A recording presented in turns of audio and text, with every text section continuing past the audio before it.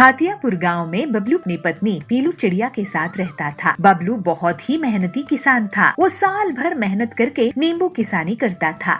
अपनी फसल बेचकर अपना घर चलाता था।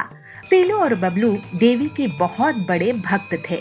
वो हर काम देवी का आशीर्वाद लेकर ही किया करते थे। पीलू, इस बार मैं खास पहाड़ी नींबू की फसल बोया हुआ हूँ और बहुत अच्छे से खाद और पानी की सिंचाई का भी काम किया है और खास ख्याल रखा हूँ। तुम देखना, इस बार देवी माँ की कृपा से बहुत बढ़िया नींबू की फसल होगी। हमारे सारे दुख तकलीफ हमेशा के लिए मिट जाएंगे। देवी जी करे ऐसा ही हो, नहीं तो अगर पिछली बार की तरह हमारी फसल बर्बाद हो गई तो हम जीने लायक ही नहीं बचेंगे। हमारे ऊपर वैसे ही कड़क सेठ का बहुत कर्ज है। पीलू के घर के पास ही सुंदरी रहती थी। वो पीलू की गरीबी का मजाक उड़ाया करती थी। पीलू बहन, बबलू भाई साहब, ये मैं क्या सुन रही हूँ? आप लोगों पर कड़क सेठ का कितना उधार है? ऐसा करो पीलू बहन, तुम मेरे घर आज से काम शुरू कर दो। आज कुछ मेहमान आने वाले हैं। तुम शाम में आके खाना पका देना, घर की साफ सफाई कर देना। इसी बहाने तुम्हें थोड़े पैसे खाने पीने के लिए मिल जाएंगे। पीलू को सुंदरी की बातें बहुत खराब लगती थी।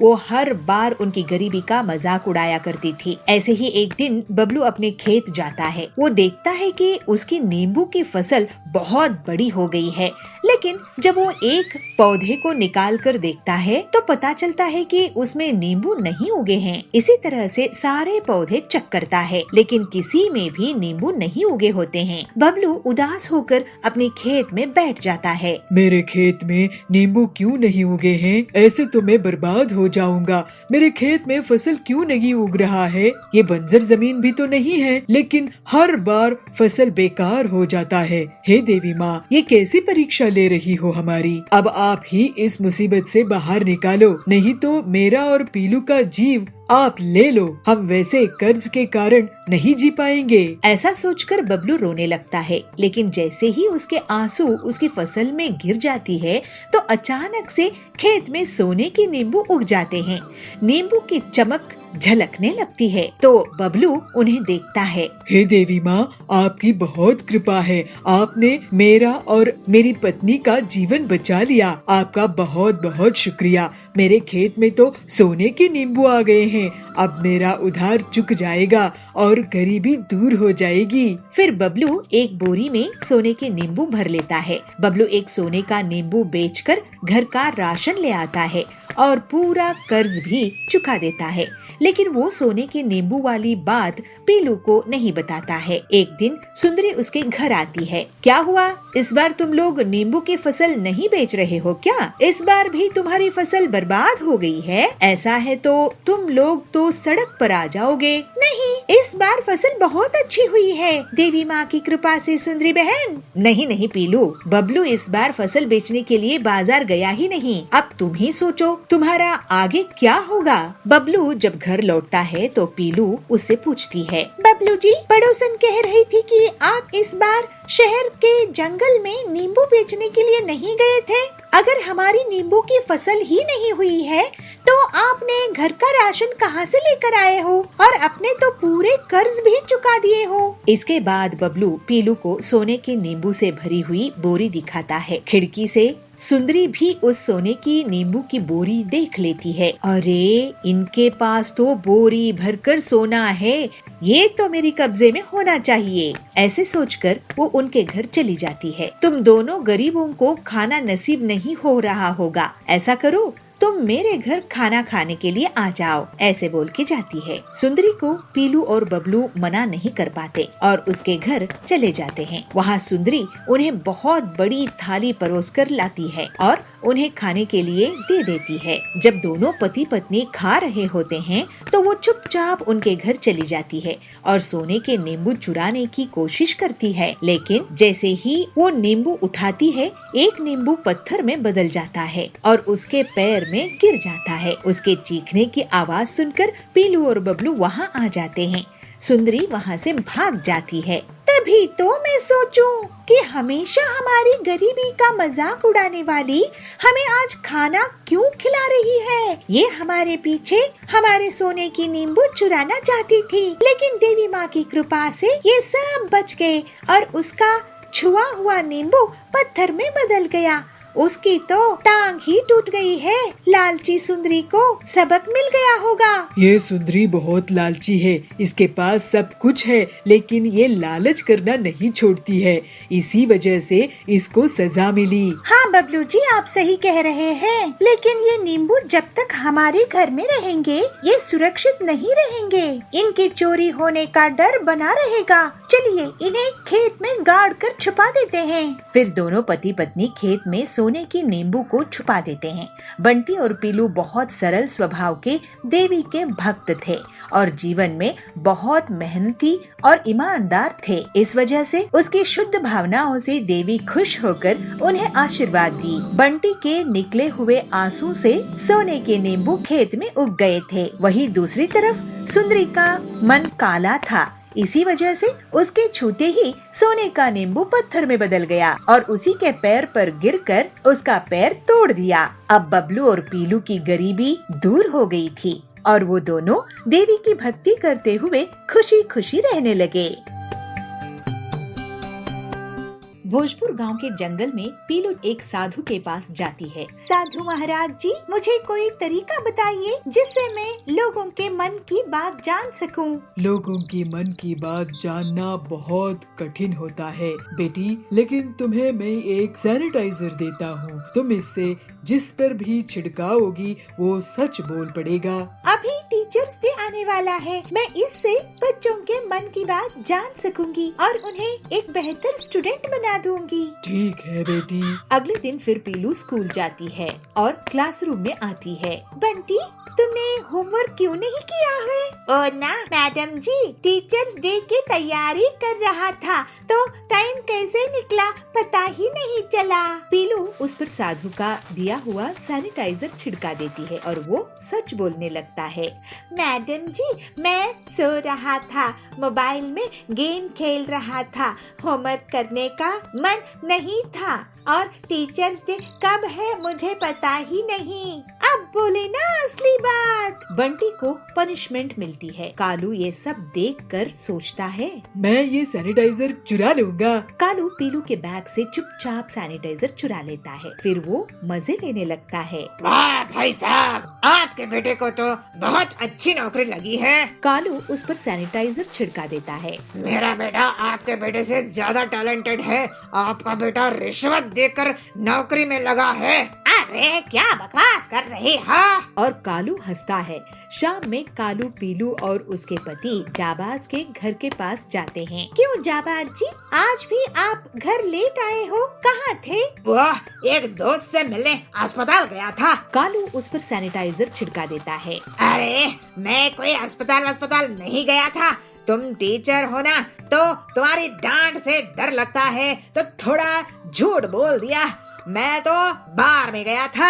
हाँ, अभी मजाक चकाती हूँ तुमको। जाबाज की झाड़ू से पिटाई हो जाती है। ये देखकर कालू बहुत ही खुश होता है।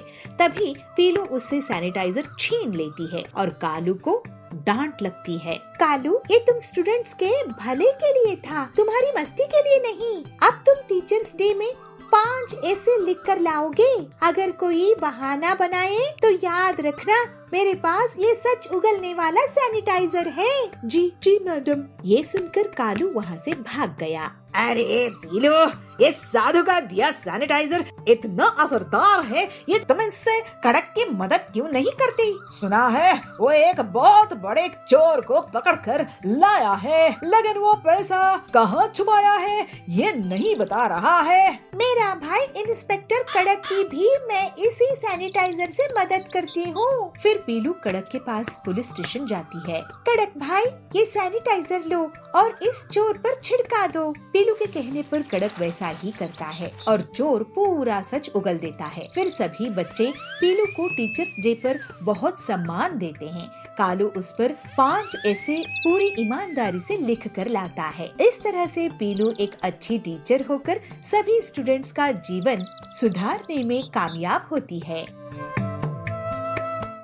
एक गांव के एक जंगल में पीलू और बंटी नाम के पति पत्नी रहते थे। उनका एक बेटा था टिल्लू। दोनों पति पत्नी हर छोटी छोटी बात में झगड़ा करते थे। उन दोनों के झगड़े में टिल्लू बहुत परेशान होता था। एक दिन बबलू अपने बेटे को बर्गर लाके देता है। तभी वहाँ पीलू आ जाती है। सुनो जी, ये क्या बेकार की चीज खिला रहे हो मेरे बेटे को? मैं तो इसके लिए ताजी सब्जियों वाला नूडल्स बना रही हूँ, लेकिन आप जानबूझकर इसे ये बर्गर दे रहे हो जिससे ये मेरा हाथों का नूडल्स नहीं खा सके। टिल्लू, तू ये फालतू का बर्गर कचरे में फेंक दे। मैं ये बर्गर अपने बेटे के लिए सबसे महंगे फास्ट फूड रेस्टोरेंट से लाया हूँ, और तुम होती कौन हो मेरे बेटे को भड़काने वाली? बेटा, तुम्हारी माँ की मैगी को तुम गड्ढे में फेंक दो। ये सुनकर पीलू बहुत गुस्सा हो जाती है और एक बार फिर से दोनों पति पत्नी झगड़ा करने लगते हैं। मम्मी, पापा, मैं बर्गर और नूडल्स दोनों खा लूंगा। आप लोग झगड़ा करना बंद कीजिए। इसके बाद टिल्लू बर्गर में नूडल्स डालकर खाने लगता है। एक दिन बंटी पीलू के लिए हलवा लेकर आता है। पीलू, ये देखो, मैं तुम्हारे लिए तुम्हारा फेवरेट हलवा लाया हूँ। वाह जी, मैं भी आपके लिए आपकी फेवरेट चाय बना रही हूँ। अरे वाह मम्मी पापा, आप दोनों कितने प्यार से बातें कर रहे हैं। आज टीवी में न्यूज़ आई थी कि लोगों को कंपनी से निकाल रहे हैं। क्या आपको भी नौकरी से निकाल दिए हैं क्या? हाँ, मुझे निकाल दिए हैं। अब घर का खर्च तुम थोड़े दिनों के लिए चलाना पीलू। अरे, लेकिन ईएमआई कैसे भरेंगे? हम तो बर्बाद हो जाएंगे। मम्मी पापा, मेरे पास एक आइडिया है। आप दोनों मुझे नूडल्स और बर्गर खिलाने के लिए झगड़ा करते थे ना, और मैं दोनों को मिलाकर खा जाता था। नूडल बर्गर खाना मुझे बहुत पसंद है, और सभी को नूडल और बर्गर पसंद आते हैं ना। क्यों ना आप मिलकर इसी को बेचने का काम शुरू कर दो। हाँ, ये अच्छा आइडिया है। हाँ, सभी बच्चों को नूडल और बर्गर बहुत पसंद होते हैं। ऐसे कॉम्बिनेशन पूरे जंगल में कहीं नहीं है। हमारी दुकान खूब चल निकलेगी। और जल्द ही दोनों पति पत्नी नूडल बर्गर की दुकान शुरू कर देते हैं। पीलू वेज नूडल्स, एग नूडल्स और चिकन नूडल्स बनाया करती थी, और बंटी बर्गर बनाया करता था, और वो कस्टमर्स को सर्व करने लगे। इस तरह से दोनों की दुकान बहुत अच्छे से चल निकली। पीलू और बंटी का झगड़ा अब बंद हो चुका था। दोनों में प्यार बढ़ने लगा था, और वो लोग बहुत पैसे कमाने लगे थे। बेटा टिल्लू, ये तुम्हारी ही आइडिया का कमाल है जो नूडल बर्गर लोगों को पसंद आ रहे हैं। हम खुद नौकरी करते थे, लेकिन अब हम लोगों को नौकरी दे रहे हैं। मेरे लिए तो आप दोनों का प्यार से साथ रहना ही सबसे अच्छी बात है। मम्मी पापा, आप हमेशा से ऐसे ही रहना। फिर पीलू और बबलू कभी भी झगड़ा नहीं किए, और सब खुशी खुशी साथ रहने लगे। जामपुर गांव के जंगल में पीलू और सुंदरी दो पड़ोसन रहती थी। दोनों बहुत अच्छी सहेलियां थी। पीलू एक सीधी साधी साफ मन की गरीब चिड़िया थी, तो सुंदरी एक चालाक और लालची कव्वी थी। दोनों के खेत बगल बगल में थे। एक दिन पीलू का पति बंटी काम से लौट रहा था। तभी उसका एक मोटर कार से एक्सीडेंट हो गया और उसके हाथ पांव टूट गए। पीलू पर घर संभलने का बोझ आ गया था। पीलू अपने पति से कहती है, सुनिए जी, मैं अपने खेत में और ज्यादा मेहनत करूंगी, और जो भी कमाई होगी उससे मैं आपका इलाज कराऊंगी। तो बंटी कहता है, पीलू, मैं तुम पर बोझ नहीं बनना चाहता।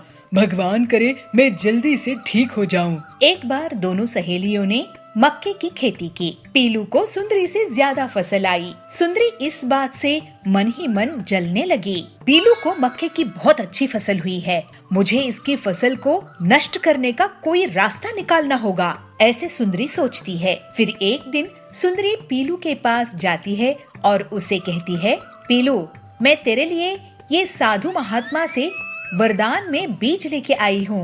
ये बीज अगर तू अपने खेत में बो देगी तो तुझे 10 गुना ज्यादा फायदे वाली फसल होगी। पीलू कहती है, अरे वाह सुंदरी बहन, तुम कितने साफ दिल की हो। तुम्हें जो साधु महात्मा से जादुई बीज मिले थे वो तुम मुझे दे रही हो।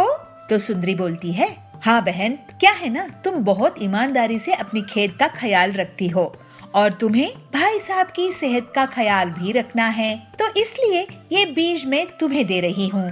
कुछ दिनों बाद पीलू अपने खेत में सुंदरी के दिए हुए बीज बोने लगती है और सुंदरी ये देख के बहुत खुश होती है। पीलू रोज अपने खेत में पानी देती है, लेकिन बहुत दिन बीतने के बाद भी उसके खेत में फसल नहीं उगती। पीलू सुंदरी से कहती है, अरे सुंदरी बहन, तुमने जो साधु महात्मा के बीज मुझे दिए थे उसमें से तो फसल उग ही नहीं रही है, लेकिन तुम्हारी खेत की फसल तो बहुत तेजी से बढ़ रही है। तो सुंदरी कहती है, तुम फिक्र मत करो पीलू, ये बीज बेकार नहीं जाएंगे। ऐसे ही कुछ दिन और बीत जाते हैं, लेकिन पीलू के खेत में कोई फसल नहीं आती है। हाय, मैं तो लुट गई, बर्बाद हो गई। मुझ गरीब के खेत में इस बार कोई फसल नहीं होगी। अब मैं इनका इलाज कैसे करवाऊंगी, घर का खर्च कैसे चलाऊंगी। लगता है ये खेत अब बेचना पड़ेगा। तो बंटी कहता है, पीलू, इतनी दुखी मत हो, हम अपना खेत नहीं बेचेंगे, चाहे जो हो जाए। तुम मुझे वो बीज दिखाओ, मैं शायद कुछ मदद कर सकूं। पीलू बीज दिखाती है। ये देखिए जी, ये है वो बीज। तो बंटी बोलता है, अरे ये बीज नहीं है पीलू, ये मछली के अंडे हैं। सुंदरी ने हमारे साथ चालाकी की है। अब मैं तुम्हें एक आइडिया देता हूँ। बंटी पीलू के कान में कुछ कहता है और फिर पीलू मछली की दुकान में जाकर बहुत सारी मछलियाँ ले आती है। पीलू उन मछलियों को अपने खेत में लगा देती है और पीलू सुंदरी को बुलाती है, सुंदरी बहन, ओ सुंदरी बहन, जरा घर से बाहर तो आओ। सुंदरी आती है। क्या हुआ पीलू, क्यों आवाज लगा रही हो? अरे जरा मेरे साथ मेरे खेत में चलो, चल कर तो देखो। दोनों खेत में जाती है। सुंदरी आश्चर्य से बोलती है, अरे ये क्या पीलू, ये मछलियाँ कहाँ से उगी है? ये मछलियाँ कहाँ से आई तुम्हारी खेत में? तो पीलू कहती है, ये तो तुम्हारे दिए हुए साधु महात्मा का बीज का कमाल है। ये सुनकर सुंदरी बहुत गुस्से में आ जाती है और वो अपने खेत की फसल को उखाड़ने लगती है और उसे पीलू के खेत की तरफ फेंकने लगती है। तो पीलू कहती है, अरे सुंदरी बहन, ये क्या कर रही हो? अपनी खेत को क्यों बर्बाद कर रही हो? तो सुंदरी कहती है, पीलू, मैं भी मछलियों की खेती करूंगी। तुम इस मक्के की फसल को भी अपने खेत की बची हुई जगह में लगा लो। सुंदरी के मछलियों के बीज को बोने के बाद भी उसके खेत में मछलियों की फसल नहीं उगती है। दूसरी तरफ पीलू की खेत में मक्के की फसल लहलहाने लगती है। पीलू बहुत खुश होती है। सुंदरी पीलू से कहती है, पीलू, तुम्हारी बीज कैसे मछलियों की फसल उगा दिया, जबकि मेरे बीज से तो मछलियाँ उग ही नहीं रहे हैं? तो पीलू कहती है, अरे बहन, तुम साधु महात्मा का आशीर्वाद लेना भूल गई, इसलिए तुम्हारी फसल नहीं आई। तुम उसी साधु महात्मा से आशीर्वाद ले आओ। तो सुंदरी कहती है, पीलू, मुझे माफ कर दो, मैं तुम्हें धोखा देकर मछलियों के अंडे दिए। मैं तुम्हारी मेहनत से जलती थी, मेरे पास किसी साधु महात्मा के बीज नहीं थे। तो पीलू कहती है, सुंदरी, तुम्हें ऐसा नहीं करना चाहिए था, मेरे पति की जान खतरे में है। तो सुंदरी कहती है, मुझे माफ कर दो बहन, अब मैं ऐसा कभी नहीं करूँगी। पीलू बोलती है, मुझे खुशी है कि तुम सही समय पर सुधर गई। इसके बाद से सुंदरी पीलू के साथ मिलजुल कर रहने लगी और पूरी ईमानदारी से अपना जीवन जीने लगी। इस तरह से पीलू भी अपने पति का अच्छे से इलाज कराकर उसके साथ हंसी खुशी रहने लगी। विद्यापुर नाम के गांव में पीलू चिड़िया रहती थी। उसका बेटा बबलू और बहू बबली वो भी उसी के साथ रहते थे। लेकिन बबलू और बबली को बूढ़ी पीलू का साथ रहना पसंद नहीं आता था। पीलू की एक बेटी थी, उसका नाम हरी था। हरी की बड़े शहर में शादी हो चुकी थी। शादी के बाद से वो बहुत घमंडी हो गई थी और अपने मायके वालों से ज्यादा बातचीत नहीं करती थी। एक दिन बबलू कहता है, माँ मेरी बात सुनो, मेरी कमाई बहुत कम हो चुकी है और महंगाई बहुत ज्यादा। मैं तुम्हारा खर्चा वर्चा नहीं उठा पाऊंगा और गांव में हमारा कोई रिश्तेदार भी नहीं है जहां मैं आपको छोड़ कर आ सकूं। मेरी पूरी कमाई घर चलाने में ही चली जाती है। मुझे बच्चे होंगे तो उन्हें स्कूल कैसे भेजूंगा, ये भी मैं सोचता रहता हूँ। तुम ऐसा करो कि कुछ दिन हरी दीदी के यहाँ चली जाओ। तो पीलू कहती है, बेटा, अपनी बेटी के ससुराल में माँ का रहना अच्छी बात नहीं है, लेकिन तुझे तकलीफ ना हो तो मैं ही ये तकलीफ उठा लेती हूँ। फिर पीलू अपनी बेटी के ससुराल चली जाती है। पीलू अपनी बेटी को कहती है, बेटी हरी, क्या मैं तेरे घर कुछ महीने रुक सकती हूँ? वो क्या है ना, बबलू की कमाई कम हो गई है तो वो मुझे तेरे यहाँ रुकने के लिए कह रहा है। तो हरी कहती है, अरे माँ, मैं तो अपने पति के साथ आज ही अपनी ननद की शादी में विदेश जाने वाली हूँ। मैं तुम्हें यहाँ कैसे रख सकती हूँ? पीलू ये सुनकर बहुत दुखी होती है। वो रोने लगती है। हे भगवान, इस बुढ़ापे में मेरे बच्चे कैसे हैं जो मुझे सहारा नहीं दे सकते हैं। मुझे अपने हाल में ही छोड़ दिया है, लेकिन मैं भी हिम्मत नहीं हारूंगी। फिर थोड़ी देर में कुछ सोचकर वो एक सुनार के पास जाती है और पीलू वहाँ पे कहती है, सुनार भैया, आप ये मेरे कान के सोने की कुंडल गिरवी रख लो और मुझे इसके कुछ पैसे दे दो। तो सुनार कहता है, इस कुंडल के तो मैं आपको 5,000 ही दे पाऊंगा पीलू बहन। पीलू उन 5,000 को लेकर एक छोटी सी किराए की झोपड़ी में चली जाती है और मन में सोचती है, इन पैसों से तो 1 महीने का गुजारा हो जाएगा। उसके बाद मेरे पास खाने के लिए भी पैसे नहीं बचेंगे और मैं मुसीबत में पड़ जाऊंगी।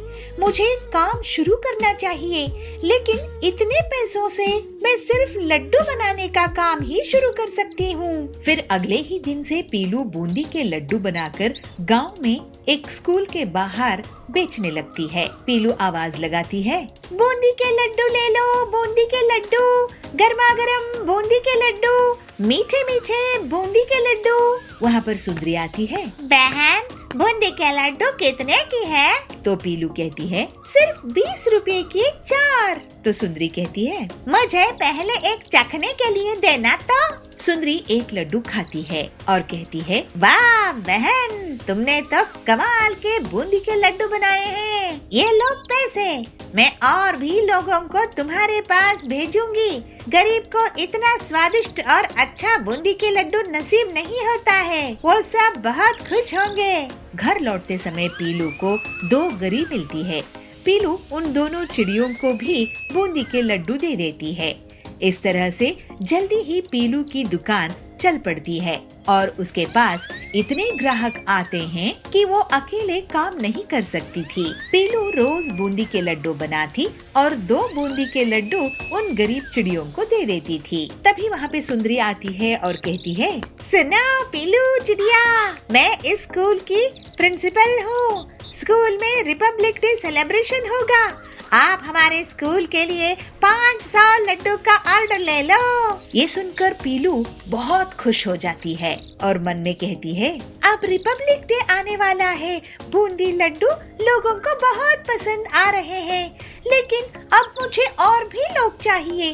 क्यों ना मैं उन गरीब चिड़ियों को काम पर लगा लूं? पीलू उन चिड़ियों से कहती है, सुनो, तुम दोनों यहाँ पर भीख मांगती हो, मैं तुम्हें काम दे सकती हूँ अपनी दुकान में अगर तुम करना चाहो तो लवली कहती है, बहन, मेरा नाम लवली है।